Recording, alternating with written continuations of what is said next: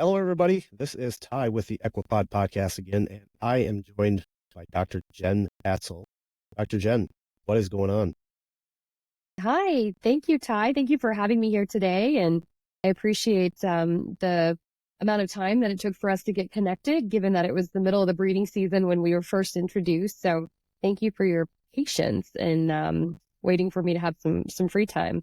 But that's where we are right now. We're in what's considered the non-breeding season, which is a beautiful place to be after 9 months of hard work.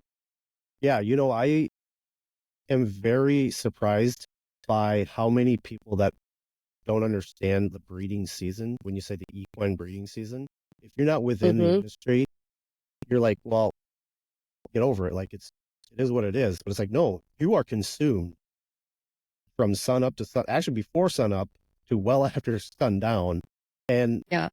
I appreciate you just bearing with me because it is a long season, and depending on the breed, depending on what you do, it can go on further. So I really appreciate you taking the time to be on. But if you would take a second to introduce yourself, tell us a little bit more about where you're at, what you do, so we can really understand who Dr. Jenn Hatzel is, and then we'll get right into some questions. Sure, yeah. So I am currently a faculty member. I'm an associate professor here at Colorado State University. I work at the Equine Reproduction Lab, or the ERL. If you hear me use that acronym, that's what I'm referring to. And I have been here in some capacity since 2011. So I've been here for a number of years and have seen a lot of change, a lot of variations throughout the equine industry in my time here. So it's a great place to be. I love being an academic veterinarian. I never thought in a million years that I would be an academic veterinarian, but yet here I am. So I'm originally from Texas. I'm from a town called Katy, Texas, which is just a suburb of Houston, essentially now. And I went to Texas Tech University for my undergraduate training. At the time, I had decided to apply for veterinary school a little bit early because I thought, I'll get a head start. It's probably going to take me a couple years. I hear that it's, obviously a very difficult educational institute to get into. So I'll gather all my materials and get started my junior year. And I was fortunate enough to get an interview at a new veterinary school at the time called Western University of Health Sciences, which is housed in Pomona, California. And after the interview, they accepted me early into veterinary school. So I don't have an undergraduate degree, but went straight into vet school. So I was quite young, one of the youngest in the class, but I certainly had blinders on as a young person and just, laser focused on getting into vet school. And that's where I wanted to be, no matter, how attended Western University and graduated with the charter class. So the very first class to go through that program in 2007. And that was quite the journey for me. And looking back, something extremely valuable because it was fraught with a lot of change.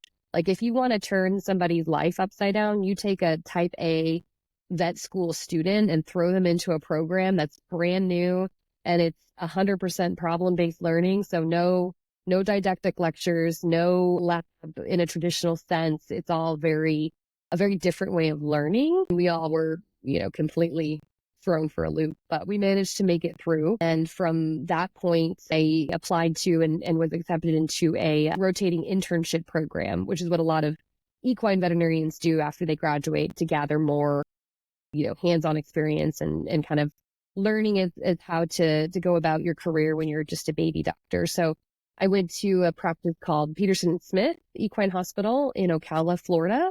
It's pretty well-known private practice. And I did a rotating internship in that program for a year, and it was amazing. I learned as much as I could about surgery, internal medicine, ophthalmology, sports med. But the one area that we didn't partake in while I was in that internship was reproduction. That particular practice has a very robust and a very kind of independently organized reproductive facility at another location. So they hire their own separate interns. So didn't get a whole lot of exposure to repro in that area, but kind of bounced around a little bit. That was at the height of the recession. And so finding jobs was very difficult especially for people that had just finished an internship and were, out in the world. So I kind of did a couple different things and wound up doing a master's degree at the University of Florida because it was a paying job and I could make at least a little bit of money, and then got a master's degree on the side. So that was good. And then found out about this opportunity here, at CSU to enter into a theriogenology residency program. So that's what I went from, most directly from Florida. And, came here as a resident, and like I said, have kind of stayed here since then. So I went from a resident in theriogenology, which at the time was a 2-year program. I sat my boards in 2013 and managed to eke my way through that and pass my board exam, and stayed on as a postdoc for a number of years before kind of transitioning into faculty. And so in my postdoc experience, this kind of segues into what we're going to talk about now. I really wanted the opportunity to learn how to do oocyte collections from the standing sedated mare, which was something that CSU was pretty pioneering in, especially in the late 90s, early 2000s, when it was first kind of being taken from, benchtop to the stall. And so I stayed on and tried to learn as much as I could from Dr. Elaine Carnevale, who was really one of the 4 founding mothers, not forefathers, 4 mothers for assisted reproductive technologies in the horse. And I wanted to just learn as much as I could from her while I was still here at CSU. And then that is what really kind of sped me into that lane, that avenue, that specialty niche where I could spend most of my time and really kind of perfect my technical skills, develop my understanding of things that I didn't necessarily have a lot of information about with regards to, oocyte handling and oocyte maturation, and then ICSI and embryonic development, early embryonic development. And that's kind of the area that I've resided in the past, decade or so, which has been really exciting. And as we kind of talked about before this recording started, it's really become quite popular, more mainstream area within equine reproduction. And so I usually tell people, it's, baseline reproduction is turning your stallion out with the mare. They're going to know how to do it best, even better than what we can do with the techniques that we have.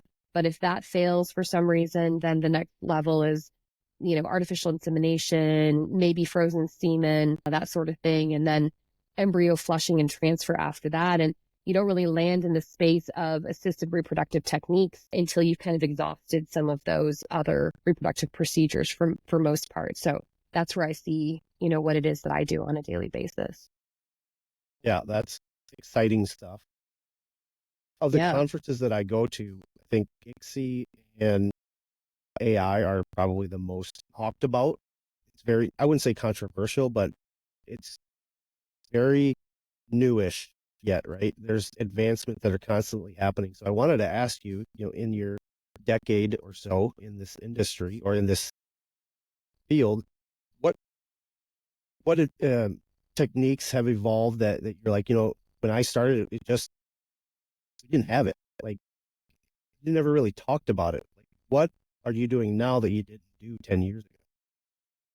Yeah, that's a great question. So, I mean, when I first started working for Dr. Carnevale, and this was 2014, so not that long ago, about 10 years ago, but a lot can change, in a decade of time, especially in the realm of medical technology and veterinary medicine. A lot does change. So at the time, it was still fairly early in the process of intracytoplasmic sperm injection. We took that procedure from both the bovine and the human world, meaning that for a very long time, that has been the standard of care when it comes to creating human babies, for example. So when they use the term, a petri dish baby or an IVF baby, it's no longer, it hasn't been for a long time, a traditional IVF route for creating that conceptus.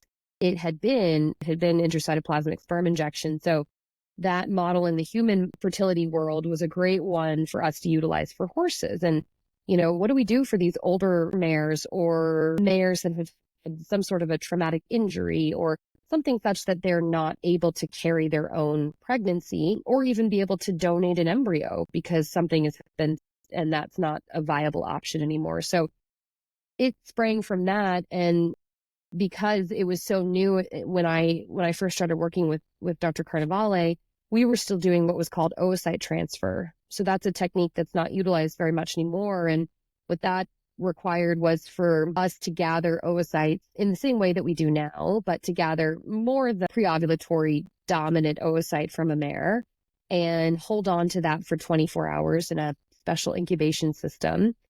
And the recipient mare that would receive that oocyte, she would be inseminated with cooled semen, usually that was shipped in from a stallion in Texas, Oklahoma, another state of some sort. And so that recipient mare would get the semen placed into her reproductive tract, usually the night before. And then the following morning, we would do a surgical procedure where we would actually expose her ovary through the side of her abdomen, essentially through her flank. And then we would place the donor mare's oocyte that we had gathered the day before, fed into her oviduct, and essentially allow fertilization to happen within that recipient mare. So she would have that reservoir of highly viable spermatozoa waiting for that oocyte to get there. And she would create the embryo within her own anatomy and her own physiology and then get pregnant that way.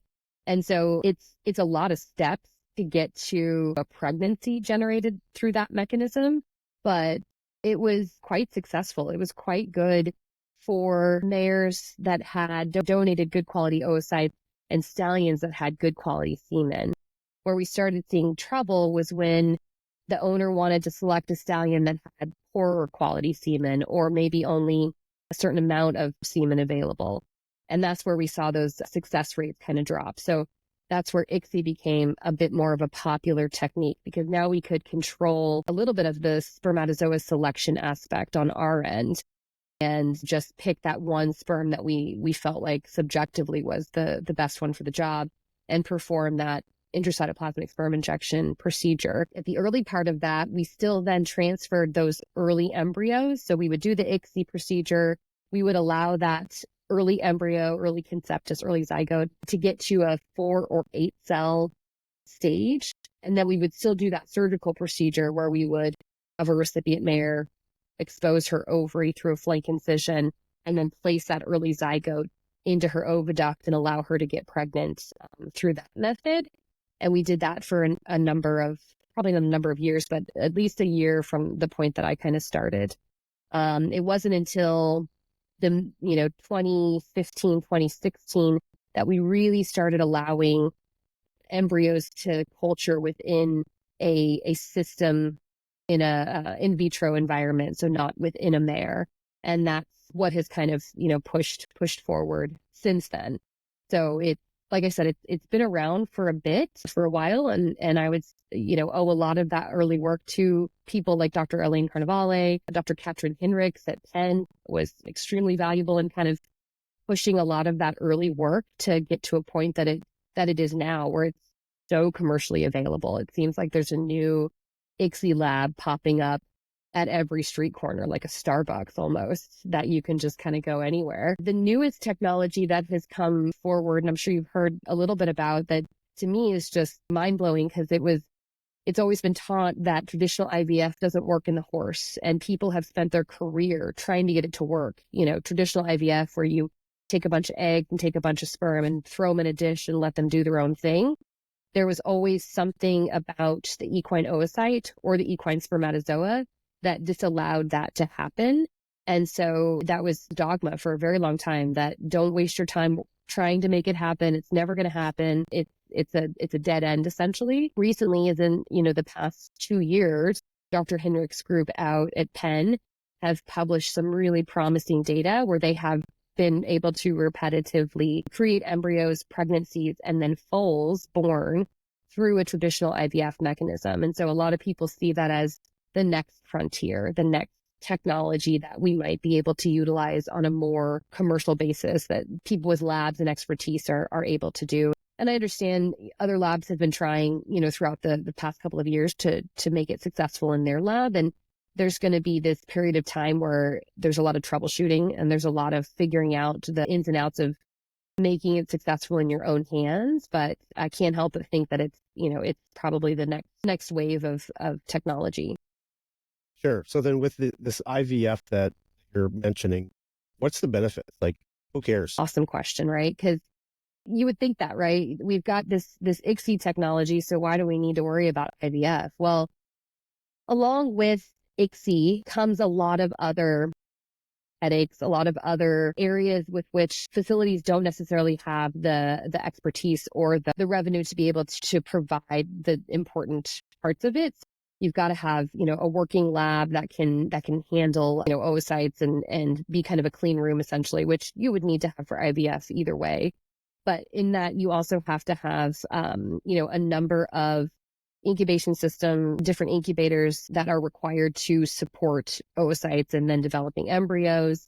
You need to have, probably most importantly, micromanipulator on a very, very expensive microscope that, is anywhere plus for just that unit. And then probably the most important part is that you have to have an embryologist who is skilled and has the technical capabilities to work with maturation of oocytes, plus the ICSI procedure, and then cultivation of embryos after that. So all in all, that's out of the reach for a lot of facilities. And so if they could, trim that down and get that to a little bit more of a baseline expense in just having the lab space and the, expertise in being able to do a more traditional IVF, they could do that. That could be something that they could feasibly do. I think there's also probably more to be learned and more to understand about sperm physiology that we're kind of unveiling with this new IVF technology with regards to, unique features of equine capacitation and things like that could be valuable for the stallion end of fertility. And so we still have stallions that ICSI does not work well for. It takes multiple rounds.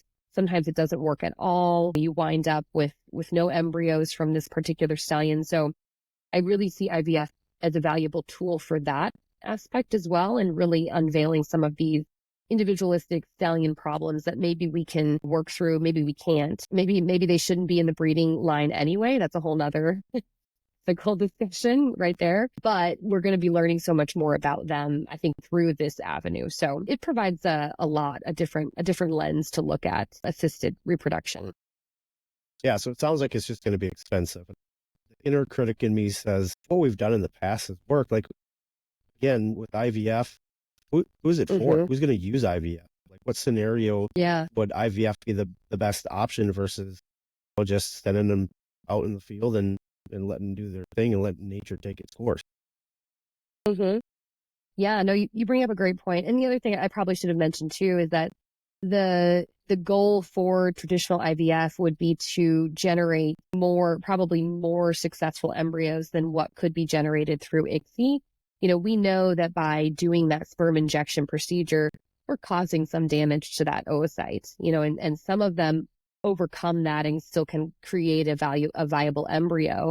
But there's certainly some that don't sustain the ICSI procedure itself very well. So it also envisions that IVF can be able to produce more quality embryos with one, fell swoop versus multiple rounds of OPU and ICSI. Now, whether or not that becomes true, I think that there's so many variables that it's really hard to say. I don't think that it's a one size fits all scenario like you just alluded to. If you healthy young mare and you have a healthy young stallion, why don't you just turn them out?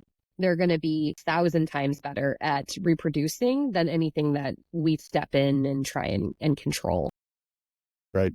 So you'd mentioned embryo transfers and you talked about oocytes. So within that context, what are some advancements that you're thinking that should happen? Like, there's this thing that we're doing, and if we could just really get to the next level, what is that level? Yeah. Yeah. I mean, I think that I know the one thing that's in a pretty high demand for the industry, and right, wrong, or indifferent, everything chases the almighty dollar, right? So a lot of what we do is backed by industry demand, and that's the way that we can try to push the needle on a lot of things in order to be able to advance that research. So I think that for a lot of people, for a lot of individuals within industry and a lot of researchers too, what we'd like to be able to do is have a better cryopreservation of oocytes, so individual eggs for the horse.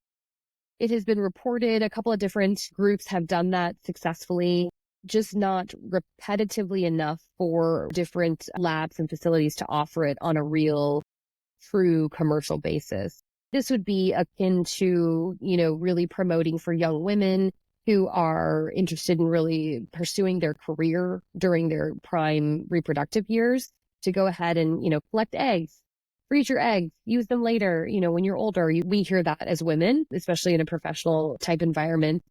And we can do that in humans. We can very successfully cryopreserve oocytes or eggs for women and be able to utilize them at a later date for either traditional IVF or ICSI. In horses, we haven't been able to do that repetitively very well, but it would be valuable to bank a young mare's oocytes when she's in her prime competition years, for example. And let's say she's on a trajectory to go to the Olympics or, something in an equal level of performance. She doesn't have a whole lot of time to worry about reproducing during that time or even carrying a baby during that time when they're trying to really kind of get her at this certain level of athletic endeavors. And so wouldn't it be great if we could freeze her eggs and then utilize them later? The other example that I get from owners is, I don't know what stallion I want to use for my mare right now. Like, do I have to pick a stallion? What if, stallion X comes along and 2 years from now and he's going to be the all-time winningest Pegasus, whatever. And so that's who I want to use, but I don't know it until a couple years from now. So wouldn't it be great if I could keep my mare's eggs, frozen on ice, so to speak, and then use that stallion later? So those are the requests that I get from horse owners. Now, we can cryopreserve embryos quite successfully now. That has been kind of a constant in the equine industry for a number of years. And even as much as this past year, we're always very, not surprised, but I guess pleasantly surprised that, our embryo vitrification and then subsequent thaw and transfer rate tend to be very good. So we can take that embryo, we can cryopreserve it, keep it in liquid nitrogen until that owner says, hey, this is the year I want to transfer that embryo, and successfully thaw and transfer that. Now that has become a huge kind of money-making venture in the equine industry in the past couple of years, and being able to put that embryo away and then transfer it at a later date. So much so that I think that, there's probably overabundance of frozen embryos out there. What I hear just kind of in the hallways at different conferences is that there's just not enough recipient mares in the world at this point to take all of those embryos. There's this backlog of embryos that are out there. And is that good? I don't know. I guess it just depends on what your goals are with that. Do you ever have owners that just do this as an insurance policy? Like, hey, I don't know what could happen. Like, I'm traveling across the country and something could happen to my horse, whether it's, a vehicle accident or something really weird just happens, bad water, bad feed. When we do stop to feed, that I just want to make sure that I've got something in the bank, so to speak, that I could reproduce this mare. Yeah, we definitely have that request. It usually comes in hand with an owner who's already pursuing reproductive procedures in a different avenue for that given year. So for example, their mare might be at our facility and we're charged with collecting at least 2 embryos from her, one from stallion A, one from stallion B. Once each recipient mare has been successfully deemed pregnant after transfer of those embryos, then maybe we would switch over and just do flushing embryos to cryopreserve and keep on hand for that exact reason. So either they want to wait and transfer it the next season because of budgetary reasons. Each pregnancy is quite expensive. So if they can, just focus on paying for one aspect of it in 1 year and then extend into the next year and save up some money to pay for the second half of it the next year. Some people do that. And some people do, kind of bank embryos in order to have a little bit of an insurance policy for that mare. What's the longest anybody has? Well, that's a really good question. Somebody asked me that a couple of years ago, and I meant to kind of look into it and see. I mean, I can think offhand of scenarios where it's been 5 or plus years since that embryo was collected and then cryopreserved and then we transfer it. But yeah, I'd have to look back and see what the longest has been. There's certainly try to gently remind owners that they have an embryo with us in storage. They pay for that liquid nitrogen storage every month, so it should serve as a reminder. But people are busy, they've got a lot going on, especially during the breeding season. So what we try and do at the early part of the season is send a letter out that says, hey, remember you have this embryo with X mare, X stallion combined. Let us know if you'd like for us to transfer it this year and approximately what type of year or what time of year, you want us to transfer it, because some people like to have earlier babies for futurity reasons. And then others, especially in this part of the world, we don't like to have babies too early because it's cold and not everyone has the facilities to handle that. So they would much rather see their foals born in May, that sort of thing. So we can kind of cater it a little bit in that regard. Sure. So when you're working in your field, are there different case studies that come up and you're like, man, I wish I could expand on it a little bit more? I know I was researching your work on ResearchGate, and you've got a bunch of citations on there, but is there anything that you're really excited about right now that you want to maybe pursue a little bit further? Money wasn't an issue and you could do whatever the heck you want. Like what is it that Dr. Jenn, what's she passionate about? Yes. And if there are any people on listening that would like to contribute financially to our research, that would be wonderful, because money is always a problem. I hear a lot of times, oh, you work for the university, it shouldn't be an issue. No, it is an issue no matter what. And research is expensive.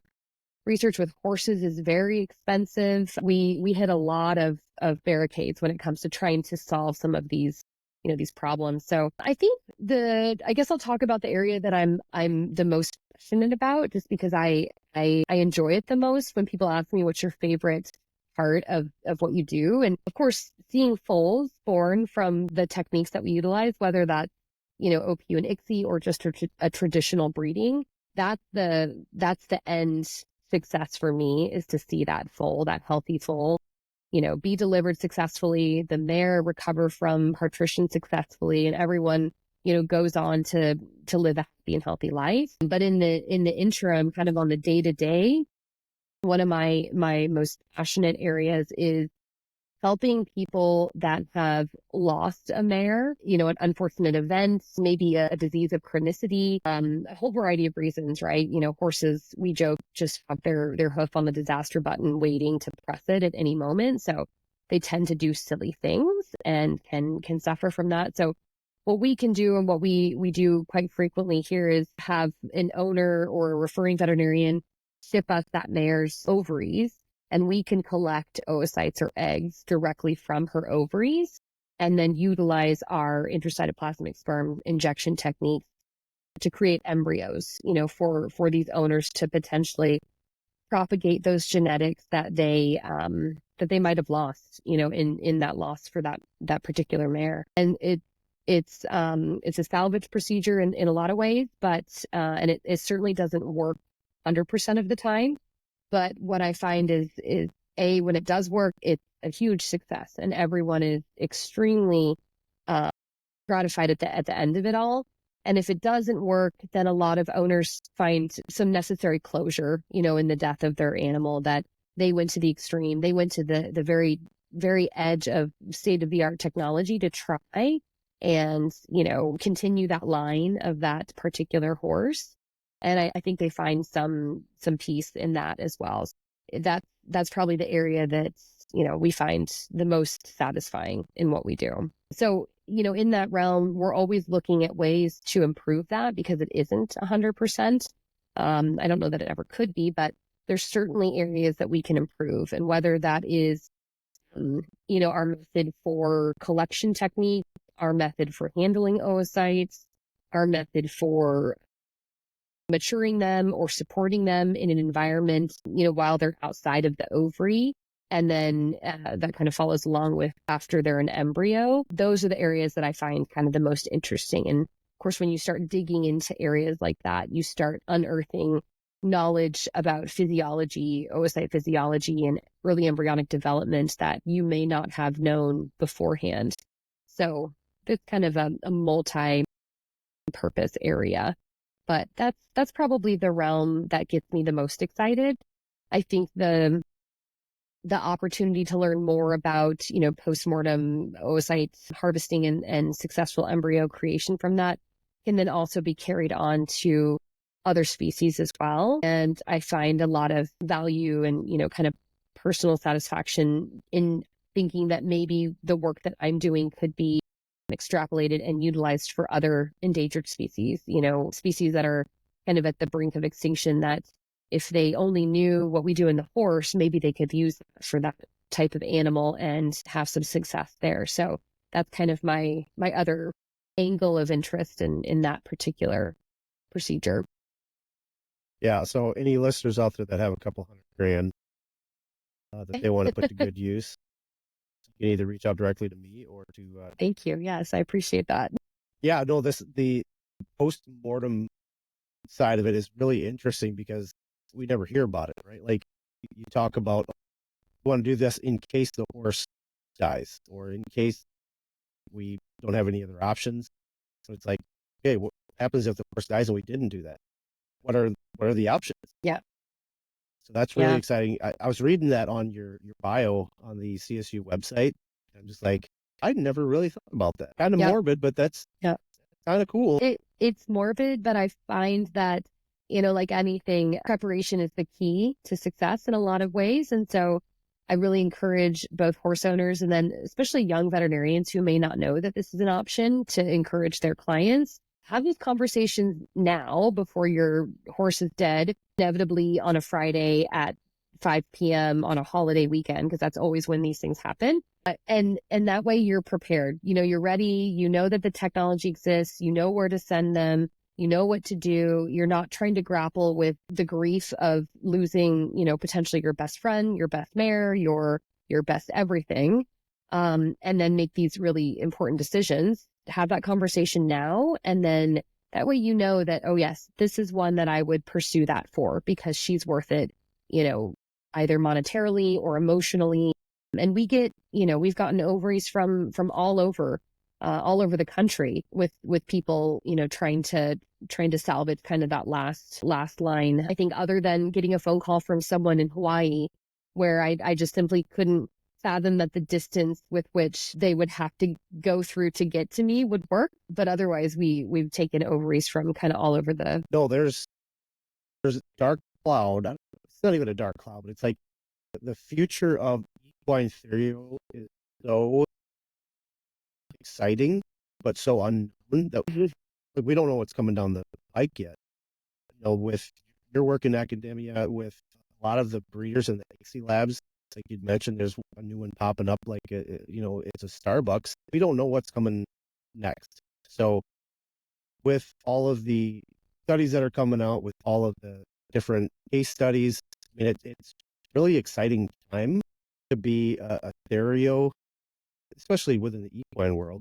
But what do you say to a young therio that's like, man, I don't know if I want to go into academia or if I should just go into just private practice? Like, what do you say to somebody that's kind of on the fence? Like, I would love academia, but I'm not. I mean, if you're entertaining going into an academic career, come on. We want you. We need you. We have a large void, I think, especially in the young veterinary realm currently, for people that are driven to go into academia. And, that's there's lots of reasons for that. I think that, there's obviously more financial gain for going into just strictly private practice. Students come out of their veterinary education with a massive amount of debt. And so it makes absolute financial sense to go that route and not put yourself back in an academic institution such that you're going to be making less money and not be able to maybe afford those student loans. I think that, I don't know, I think we need to nurture those students probably at a younger part of their career in veterinary school and let them know what it means to be an academic veterinarian and some of the benefits that come with it. I think for me, it hugely revolves around kind of the tripart mission that we have, which is, clinical service is a big part of what I do on a daily basis, but then I'm also responsible for education and research. And so I've spoken a little bit about the research that I like to conduct. So I have other areas of research that I'm interested in, but teaching is such a huge part of what gets me out the door every day and really excites me at the end of the day about, I have this new graduate student and they're so young and they're excited, and I want to make sure that I mentor and support them in the right way that can develop their career. And I can't wait to see where they go. And that's a huge part. So I think promoting that to students, if they have an interest in especially education and really kind of passing on their knowledge to the next generation, then, academia could be a great place for you to exercise that. And then, of course, if research is your area, if you're curious and you have questions and you want to know more about the why behind what it is that you're doing, then maybe academia is the place for you to be. And there's nothing that says you have to stay there forever. There's plenty of people that, kind of cross over between academic roles and then private practice for a bit, and then maybe some industry. And, there's certainly no limit to what they can do. Another big advantage for me is that being in an academic institution, it allows me to, be able to walk the line between that work-life balance a little bit better. I'm not tied to owning a clinic and owning a practice or an ambulatory practice where I feel responsible for employees or for my clients on a basis such that it's unhealthy for me. So for me, it was a big part of that. I'm also a mom. So I have 3 kids on top of, doing this job. And I think that being in an academic institution helped with that. It's always hard. It's hard no matter where you are or what you do. But I do think that having a little bit more flexibility within the realm of, kind of being in a university and having other avenues of support and people to lean on has certainly helped with that. So that's what I usually kind of the younger generation. I mean, just undoubtedly the classes of veterinary students right now are 95% female. So there's a good chance that at least one of them is going to want to have a family on top of, practicing veterinary medicine. And so I'm a big proponent of you can do it. You can do it all. You just maybe can't do it all at once. And so if being in an academic institution helps support that, then that's a great place to do it. Well, that's awesome. I appreciate your time. I know we've covered a wide swath of things, and hopefully you've got, this podcast as an outlet to talk about all things equine repro. Is there anything that you're hoping to cover or to talk about in the show? I don't think so. I mean, I think that, you alluded to the fact that the rate with which our knowledge is kind of excelling right now, especially because we have so many other facilities that are capable of conducting ICSI in our equine patients. I think that we're going to learn a lot in a short amount of time, and we're also going to then have more questions, because with more knowledge undoubtedly comes more questions about, well, how do we do that? And what is the best way to manage this? And so I'm excited about those questions in the future, and hopefully the opportunity to answer some of them. Yeah, undoubtedly, the more we learn, the more questions we're going to have. And we're going to learn that we don't know as much as we thought, typically how it goes. But here's a really cool plug. Go to the Colorado State RL Facebook page, because I learned a bunch of stuff on there that I didn't know before. And for most of the guests that have been on the show, people I've talked to about the show, I am quite literally uneducated when it comes to equine repro. And I get a lot of good information. I got a lot of good information from that Facebook page. So shout out to the Colorado State University ERL Facebook page. Thank you. Yes, our social media is managed quite nicely with some of our team members here, and we're on Facebook, we're on Instagram. We have a nice kind of robust website. I guess I'll give another plug since I'm here and have the platform. We do a lot of continued education for not only veterinarians, but also for horse owners, breeding managers, foaling managers. So if you're interested in some of our continued education courses, those are going to be coming up here in the fall. And then the big one that we have for horse owners and breeding managers is in January every year. So take a look at those because they're a lot of fun. They're a lot of hard work, but the people, the graduates from the program all leave very well educated, and they have an opportunity to do a lot of hands-on work as well. So that's my plug for our CE that we offer. Yeah. I will get that link from you and put it in the show notes so that our listeners can check that out.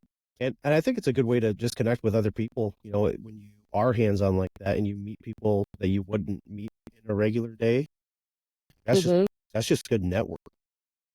Yeah, absolutely. So, cool. Well, again, Dr. Jenn, thank you for being on the show, and we hope to have you back, maybe talking about a different topic that you're passionate about. Absolutely. Thank you. Awesome.